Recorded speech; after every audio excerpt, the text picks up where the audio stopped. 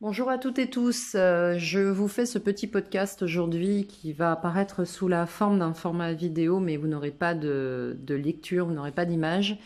Petite source d'information que je souhaite vous partager concernant la façon dont vous pouvez vraiment utiliser au maximum les guidances collectives que je vous mets en ligne. Euh, Vous dire que lorsque vous regardez une guidance collective, gardez bien à l'esprit que la temporalité est je dirais pas aléatoire, mais ça dépend vraiment de chaque personne qui va regarder ces vidéos. Vous n'en serez pas au même point dans vos vies, vous n'évoluerez pas de la même manière. Ça peut aller très vite comme moins vite, ça peut prendre beaucoup de temps comme au contraire être extrêmement rapide. Donc ça, c'est une première chose. La deuxième chose, c'est lorsque vous regardez une guidance concernant votre signe solaire, de tenir compte, à mon sens, de votre catégorie, de votre moyenne d'âge, de votre fourchette d'âge. Je m'explique. Plus vous serez jeune, plus votre signe solaire possiblement entrera en résonance avec vous ou au contraire votre ascendant. Tenez compte également du signe lunaire. Le signe lunaire va définir tout ce qui va être d'ordre émotionnel, la façon dont vous gérez vos émotions, dont vous gérez les situations sur le plan émotionnel. Donc il est, à mon sens, super intéressant de définir et de savoir exactement, de définir votre thème astrologique. Alors vous avez des moteurs, sur vos moteurs de recherche, vous avez des liens gratuits pour le faire. Vous tapez calcul du thème astral gratuit, vous allez tomber sur des liens qui vont le faire. Vous pouvez même rentrer des identités bateaux qui ne sont pas forcément les vôtres, dans la mesure où ce sont des logiciels qui travaillent.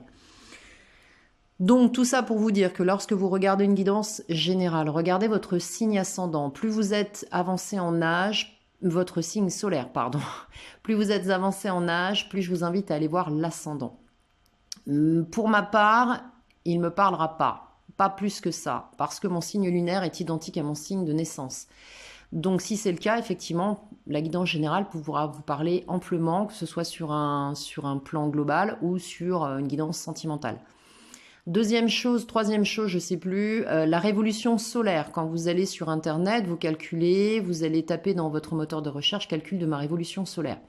La révolution solaire va vous permettre de mettre en évidence une année complète sur 12 mois et les signes en place basés sur le calcul de votre date de naissance et de l'endroit où vous vous trouvez au moment où vous passez cette date anniversaire. Très important aussi parce que la position des planètes et notamment les signes dans les maisons seront totalement dépendants de cette localisation, de cette disposition. Alors pourquoi c'est intéressant? Tout simplement parce que les maisons, qui sont au nombre de 12, sont des, comment dirais-je, secteurs de vie. Voilà, vous avez peut-être pu le découvrir sur la guidance que je vous ai faite hier pour vous remercier de l'évolution de cette chaîne. Vous avez 12 maisons avec 12 secteurs de vie. Donc ce qui est intéressant quand vous allez voir vos guidances, selon le thème qui vous intéresse, c'est-à-dire que ce soit une guidance générale, une guidance d'ordre relationnel pardon, et sentimental, vous pouvez parfaitement aller regarder votre révolution solaire, vous dire, bah tiens, par exemple, dans telle maison, dans la maison 1, la maison 5 et la maison 7, je crois, de mémoire, dans mon relationnel sentimental, j'ai tel et tel signe, eh bien, je vais m'intéresser à tel et tel signe sur la guidance de la période en cours.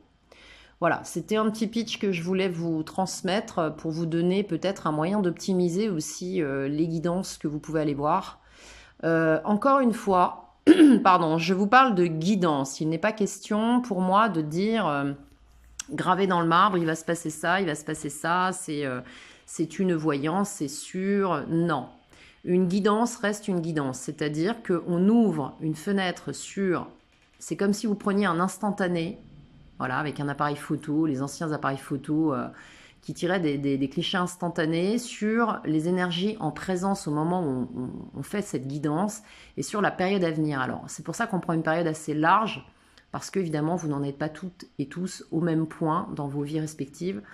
Donc, c'est pour ça aussi qu'on vous invite à prendre ce qui résonne pour vous, parce que votre intuition, votre canal intuitif dont vous êtes tous équipés, si j'ose dire, est capable d'aller chercher l'information qui lui est utile.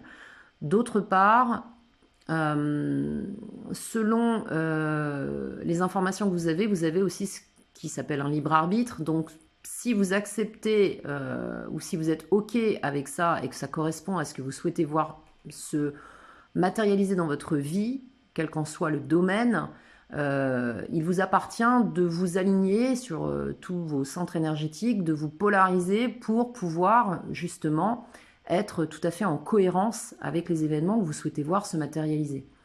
Si au contraire vous freinez des cas de fer face à une situation, ou au contraire vous n'y croyez pas, c'est-à-dire que vous ne vibrez pas dans ce sens-là, il est bien évident que vous ne permettez pas de mettre des choses en place pour que ça se passe dans le sens peut-être de vos aspirations profondes.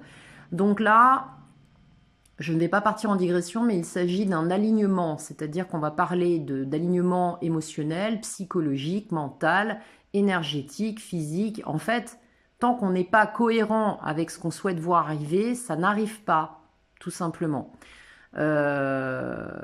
Voilà. Et je terminerai par le petit point aussi sur l'astro, c'est-à-dire que je ne recoupe pas volontairement les arcanes du tarot arcane majeure, je vais y arriver.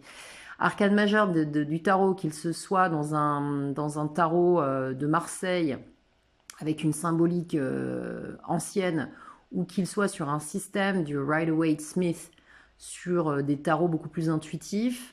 Je ne recoupe pas avec les signes astro parce que à force de trop vulgariser selon moi, on perd l'essence même d'un message et c'est beaucoup trop individuel et personnel au sein d'une guidance collective pour pouvoir dire voilà tel arcane se présente, on va voir vous avez possiblement une personne de tel signe devant vous. Non, vous êtes des milliers à regarder ces vidéos, vous n'êtes pas tous des milliers en interaction avec des personnes de signes identiques en face de vous, donc non, j'ai plutôt envie de parler d'influence planétaire que d'influence purement liée aux signes.